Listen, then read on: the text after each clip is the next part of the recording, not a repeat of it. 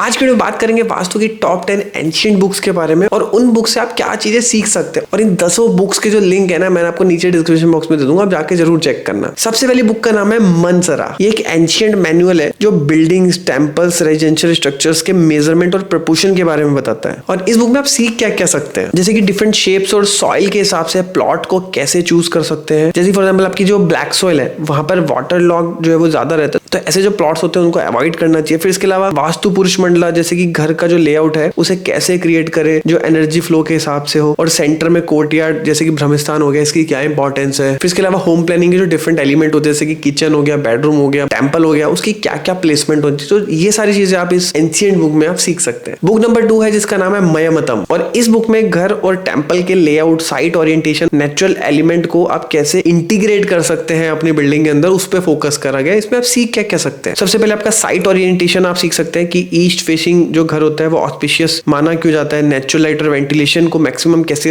Utilise कर सकते हैं। फिर आपके घर के अंदर का जो पाथवे हो गया, फिर जो एंट्रेंस हो गया, उसे कैसे अलाइन करके आप स्मूथ एनर्जी फ्लो कर सकते हैं। फिर बिल्डिंग के जो मटेरियल्स होते हैं उसके बारे में भी जो इस बुक में मेंशन है। फिर थर्ड नंबर जिसका नाम है सम्रांगण सूत्रधार, और इसमें फोर्ट्स हो गए, पैलेसेस के डिजाइन का जो इंसाइक्लोपीडिया वो आपको इसमें देखने के लिए मिलेगा। और इसमें जो लर्निंग्स है ना, टेम्पल का कंस्ट्रक्शन आपको किस तरीके से करना चाहिए, वहां पे शिखर क्या होता है टेम्पल में, उसका गर्भगृह को कैसे अलाइन कर सकते हैं। एनर्जी कंजर्वेशन, जैसे कि घर हो गया ना, तो उसकी बिल्डिंग का डिजाइन इस तरह करें कि नेचुरल वेंटिलेशन और लाइट को कैसे मैक्सिमम यूज करें। और इसके अलावा पूरी सिटी में रेजिडेंशियल और कमर्शियल एरिया का प्लेसमेंट कैसे करना चाहिए, बेसिकली इसको आज के टाइम पे हम टाउन प्लानिंग कहते हैं। फिर आर्किटेक्चर को विजुअली अपीलिंग बनाने के लिए सिमेट्री और कार्विंग्स का जो इंपॉर्टेंस है उसके बारे में भी जो इस बुक में बता रखा है। और इस टेक्स्ट में विश्वकर्मा जी के प्रिंसिपल है जो कि डिवाइन आर्किटेक्चर के ऊपर है। और इसमें जो चीजें आप सीख सकते हैं, जैसे कि आपका बिल्डिंग का अलाइनमेंट, प्लैनेटरी पोजीशंस और नेचुरल फोर्सेस के साथ कैसे करें। फिर इसके अलावा हर रूम का विड्थ और हाइट का एक रेशियो होता है और वो परफेक्ट होना चाहिए। जैसे फॉर एग्जांपल आपका जो प्रपोर्शन है रूम्स का वो 1:2 या फिर 2:3 प्रपोर्शन में होना चाहिए। तो इस तरीके से प्रपोर्शन आप इस बुक में सीखेंगे। फिर बुक नंबर 5 जिसका नाम है शिल्प शास्त्र। और ये जो वास्तु की टेक्स्ट बुक है ना, इसमें स्कल्पचरल डिटेल्स पे फोकस करते हैं। जैसे फॉर एग्जांपल टेम्पल आर्किटेक्चर हो गया, तो टेम्पल का आर्किटेक्चर स्पिरिचुअल और एस्थेटिक दोनों एस्पेक्ट को कैसे बैलेंस कर सकता है। फिर कार्विंग्स हो गए, जैसे वॉल और पिलर्स पर कोई कार्विंग है तो वो कैसे करें जो स्पिरिचुअल मैसेज को कन्वे करे। फिर इसके अलावा आपका स्टोन और मेटल्स का यूज ड्यूरेबिलिटी और पर्पस के हिसाब से कैसे करें। तो ये चीजें जो आप इस बुक में सीखेंगे। और साहब बिल्कुल टेंशन मत लो, सारी बुक्स के जो लिंक है मैंने आपको नीचे दे दिए, आप जाके एक बार चेक जरूर करना। फिर छठी बुक के बारे में बात करते हैं जिसका नाम है बृहद संहिता। और एस्ट्रोलॉजी और आर्किटेक्चर का इंटीग्रेशन यहाँ देखने को मिलता है। और यहाँ पे जो चीज आप सीखेंगे कि घर बनाने का शुभ मुहूर्त निकालना कि किस तरीके से निकाल सकते हैं, और गृह प्रवेश हो गई, फाउंडेशन के लिए किस तरीके से टाइम निकाले सही। फिर गार्डन और जो पॉन्ड्स हो गए या फिर कुएं हो गए, तो इनका प्लेसमेंट आप कैसे करें कि नेचुरल कूलिंग और ब्यूटी को ऐड करे। और पूरी सिटी का डिजाइन रिवर्स और माउंटेन्स के अलाइन करते हुए किस तरीके से करना चाहिए। तो ये सारी चीजें आप इस बुक में सीख सकते हैं। फिर 7वीं बुक के बारे में बात करते हैं जिसका नाम है अपराजित प्रच्छा। तो इस बुक में बेसिकली मेजरमेंट और स्पेस का कैसे यूटिलाइजेशन किया जा सकता है, तो इस चीज पर जो है वो फोकस किया गया है। और यहाँ पे आप सीखेंगे कि साइट को कैसे प्रिपेयर करें। फिर उसके बाद बेडरूम, किचन और पूजा रूम की जगह को स्पेसिफिक डायरेक्शन में अलाइन कैसे करें, और हर रूम की लेंथ, ब्रेथ और हाइट को सही रेशियो में कैसे करें। फिर बुक नंबर 8 जिसका नाम है राजवल्लभा। और इसमें नेचर और ह्यूमन मेड स्ट्रक्चर के बीच एक हार्मनी कैसे मेंटेन करें, इस चीज पर फोकस किया हुआ है। इसमें बिल्डिंग का जो नेचुरल लाइट और जो एयर फ्लो को कैसे अलाइन करना चाहिए। देन फिर वास्तु पुरुष मंडला के साथ रूम का अलाइनमेंट कैसे करें, और पूरे सिटी का जो डिवीजन है वो किस तरीके से करना चाहिए, लाइक रेजिडेंशियल, कमर्शियल एरियाज को किस तरीके से आपको टाउन प्लानिंग में मैनेज करना है। तो ये चीज भी आपको यहाँ पर सीखने को मिलेगी। फिर 9th बुक जिसका नाम है शिल्प रत्न, ये टेम्पल और स्कल्पचर्स का मैनुअल है। तो यहाँ पर मंदिर में आइडियल्स का प्लेसमेंट किस तरीके से रखें, किस डायरेक्शन में रखें, क्या प्रपोर्शन होना चाहिए, टेम्पल का स्ट्रक्चर जो स्पिरिचुअल एनर्जी को मैक्सिमाइज करता है। देन फिर स्टोन और वुड कार्विंग्स का इंपॉर्टेंस और एग्जीक्यूशन किस तरीके से, तो ये चीजें आपको देखने के लिए मिलेंगी। फिर 10वीं बुक जिसका नाम है अग्नि पुराण। तो ये जो बुक है वास्तु के स्पिरिचुअल और रिचुअल एस्पेक्ट को कवर करती है। और इसमें आपका फाउंडेशन और गृह प्रवेश का पूजा और रेमेडीज के बारे में बताया गया है। घर में वास्तु दोष को दूर करने के उपाय बताए हुए हैं। और मंदिर और घर के अंदर पूजा स्पेस को कैसे डिजाइन और प्लेस करें, इस बारे में बताया हुआ है। और अपकमिंग 24 जैन को मैं वास्तु के ऊपर एक लाइव वेबिनार लेने वाला हूँ, जिसमें कि अभी तक की मेरी जितनी भी वास्तु की लर्निंग्स है, जितनी की मैंने कोर्स कर रखे हैं, बुक्स पढ़ी हुई है, तो काफी सारे इंसाइट्स मैं ओवरऑल आपको दूंगा। तो अगर आप वास्तु को और डिटेल में समझना चाहते हैं तो लिंक आपको वेबिनार का नीचे मिल जाएगा।